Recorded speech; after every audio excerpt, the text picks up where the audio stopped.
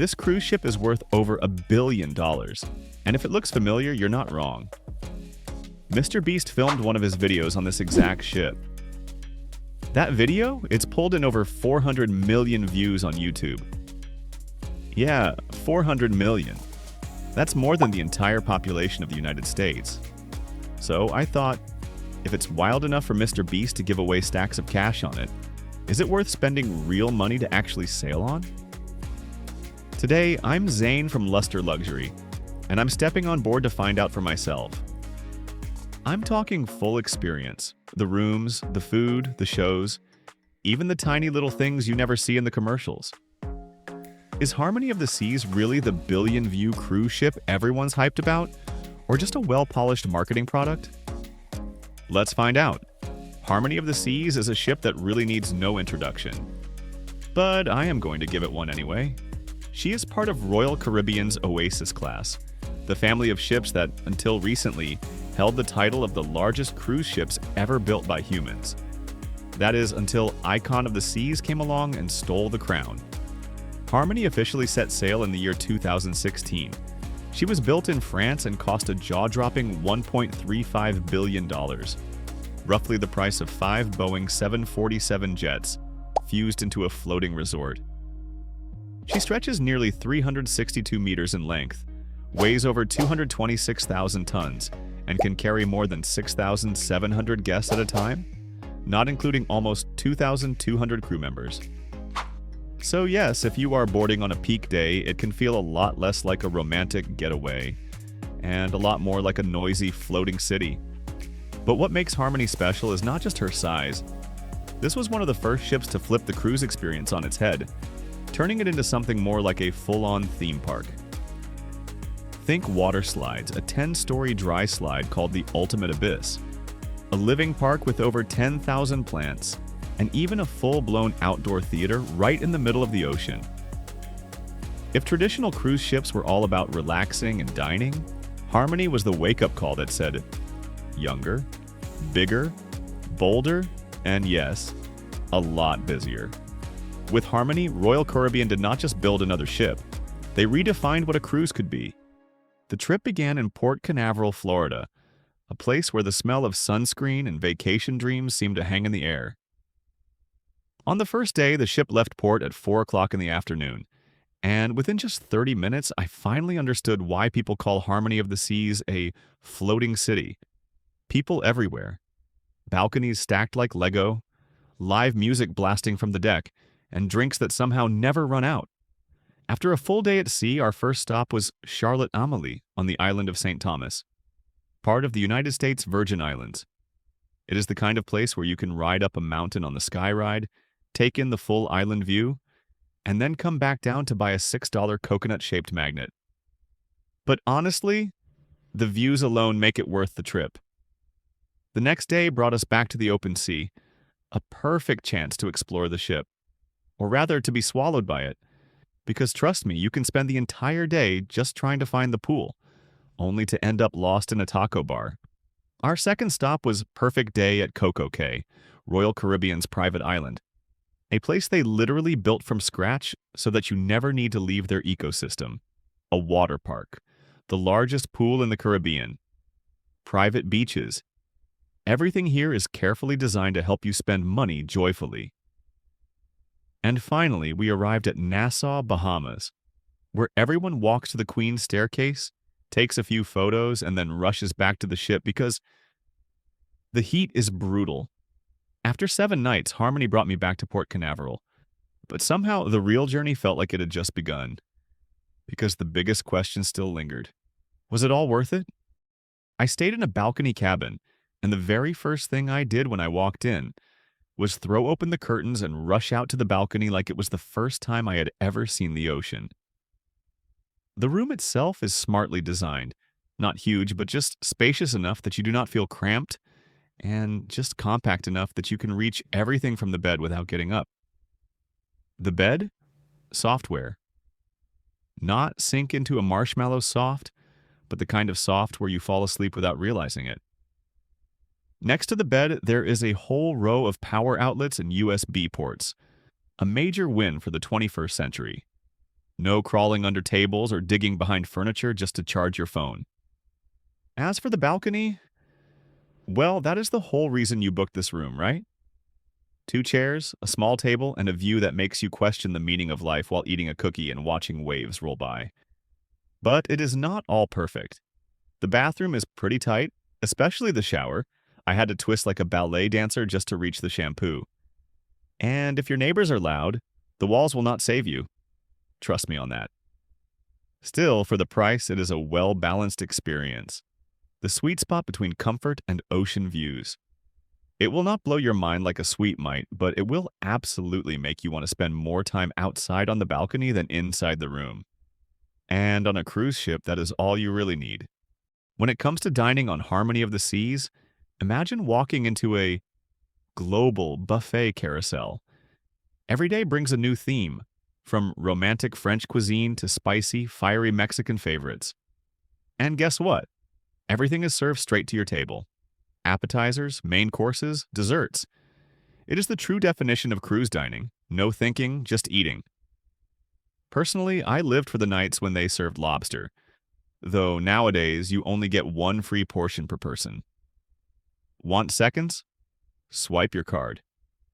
Yes, a real card, not the imaginary kind MrBeast hands out in his videos. Izumi, the Japanese restaurant, is worth checking out. The teppanyaki here is part meal, part performance, where chefs grill, juggle knives, and crack jokes all at once. And the sushi? Always fresh, so perfectly plated it looks like it came from a menu cover. As for the buffet, it is open all day, from sunrise to late evening. You can eat as much as you want. And do not assume buffet means boring. One day I had a single plate of salad and 3 plates of dessert because I just could not resist the lemon cheesecake and warm brownie. And the service? Absolutely top tier. The staff come from all over the world, the Philippines, India, Ukraine. But they all have one thing in common. They are incredibly kind and somehow remember your preferences like magic. By day 2, they already knew what I liked to drink in the morning. No joke. One night, music started playing in the dining hall, and for a second I thought I had wandered into someone's wedding. The waiters started dancing, guests stood up and joined in, and the whole place turned into a party. I actually forgot I was still waiting for my entree.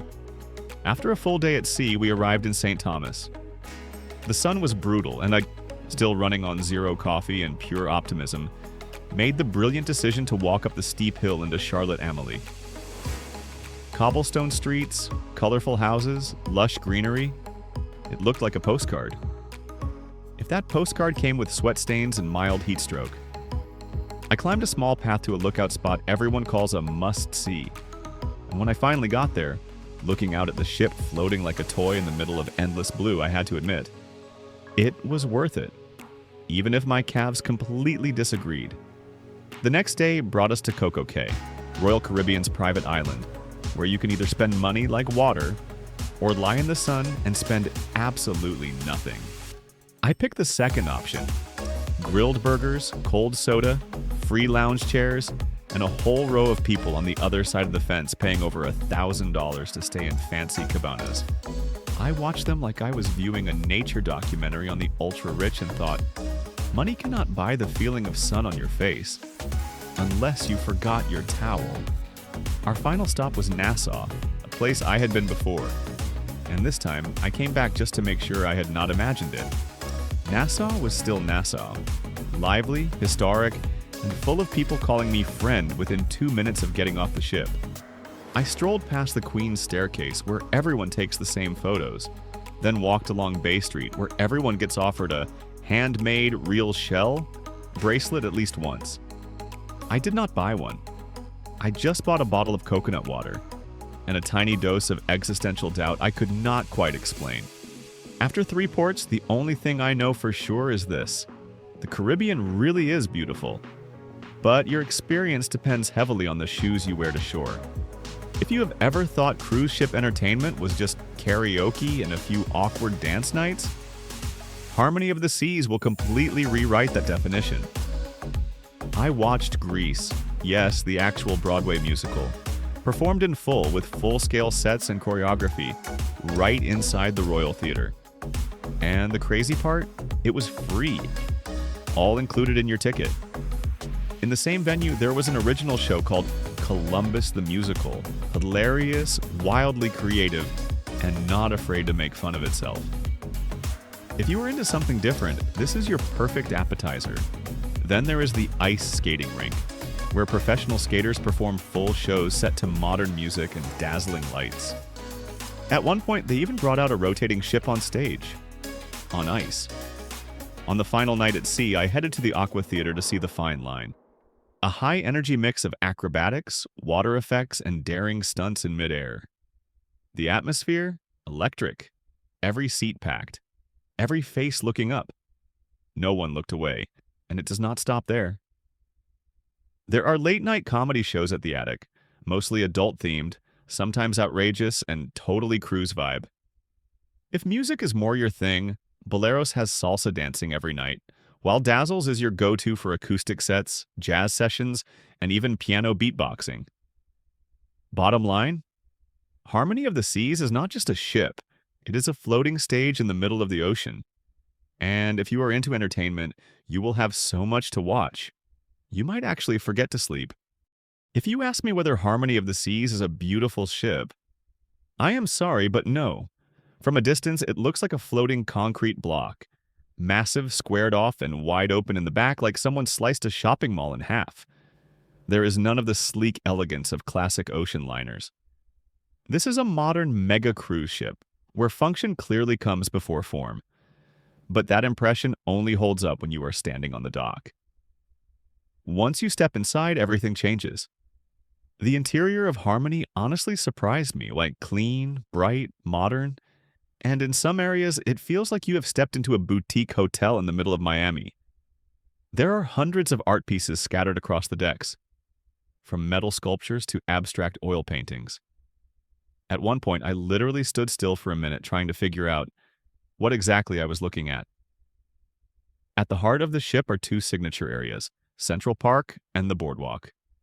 Central Park is a real living garden, with more than 10,000 plants, stone walkways, natural sunlight, and yes, artificial bird sounds playing 24/7.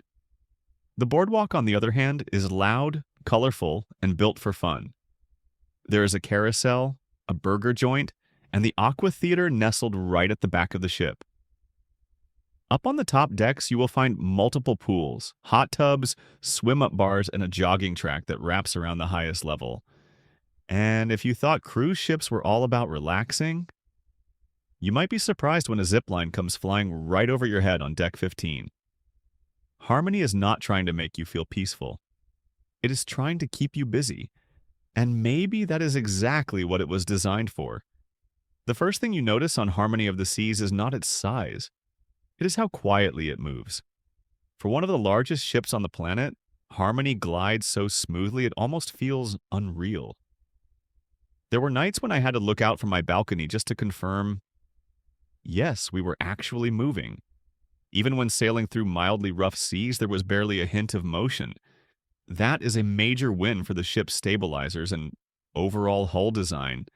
Incredibly well engineered. That said, the ship's massive size does come with a few downsides. For example, getting off the ship at ports can take a while, mostly due to elevator bottlenecks and long lines. At Coco Cay, I spent more than 25 minutes just trying to get off the ship, and I thought I was early.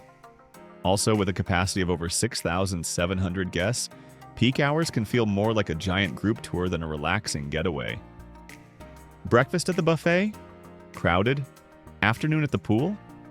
Packed. Evenings at the theater? Get there early or good luck finding a seat. That said, for a ship this big, Harmony handles tight ports surprisingly well. At places like St. Thomas and Nassau, docking was smooth, quiet, and efficient. No traffic jam moments like I have seen on other ships. And one small but valuable detail: the reboarding process is fast and well organized. Security checks are quick and painless, which is a blessing after a long day on shore. Bottom line, with Harmony, you do not feel like you are on a ship. You feel like you are living in a floating city, and you kind of forget that you are drifting in the middle of the ocean. For my 7-night journey on Harmony of the Seas, I spent about $1,350. That included a balcony cabin, taxes, service fees, and the required gratuities. This price did not include a drink package or Wi-Fi, two things you will be reminded to buy constantly from the moment you step on board. That base fare covers a lot though. Buffet dining, the main dining room, onboard activities like water slides, Broadway shows, rock climbing, and yes, going to the bar if all you want is water. Compared to newer ships like Icon of the Seas, where prices can be twice as high for a similar itinerary, Harmony still offers a solid value if you are not chasing theme park level thrills. That said, there are a few hidden costs you should know about. Some specialty restaurants charge anywhere from $20 to $50 per person. Wi-Fi? Around $100 per week. And if you happen to buy a photo from the ship's photographers, brace yourself, they can cost up to $20 each. If you want to save money but still have a great experience, I would recommend a midship ocean view balcony cabin. It is quiet, the view is great, and it is way more affordable than a suite. Traveling as a group of 4, larger cabins can actually be cheaper per person. Harmony might not show off like the newer mega ships, but in terms of overall experience, it still delivers big time without wrecking your wallet. After 7 nights of sailing, endless eating, and getting lost at least 12 times inside the ship, I finally have my answer. Harmony of the Seas is not perfect, but it is absolutely worth experiencing. It does not have the viral buzz of Icon of the Seas, and it is not as flashy as the latest ultra-luxury ships. But what it does have is an entertainment, dining, and service ecosystem that has been fine-tuned over the years, enough to satisfy both first-timers and seasoned cruisers. Yes, you will wait in lines. Yes, you will pay extra for a second lobster tail, or to scroll TikTok in the middle of the ocean. But in return, you get a floating city where every day feels like a brand new adventure. Here is my personal rating, from me, Zane, for this journey. Cabin, balcony, 8.5 out of 10. Comfortable, convenient, but the bathroom is a bit tight. Food, 9 out of 10. Great buffet, impressive specialty dining, and stellar service. Entertainment and shows, 9.5 out of 10. Legit Broadway-level performances. Design and spaces, 8 out of 10. Beautiful interiors, controversial exterior. Performance and navigation, 9 out of 10. Smooth sailing, minimal motion, slightly slow at ports. Value for money, 9 out of 10. A fair price for the full mega ship experience. Overall score, 8.8 out of 10. But what about you? Have you sailed on Harmony before? Or are you deciding between this and another ship? Drop a comment below. And if you found this video helpful, do not forget to hit that subscribe button for Lustre Luxury so I have an excuse to hop on a few more ships.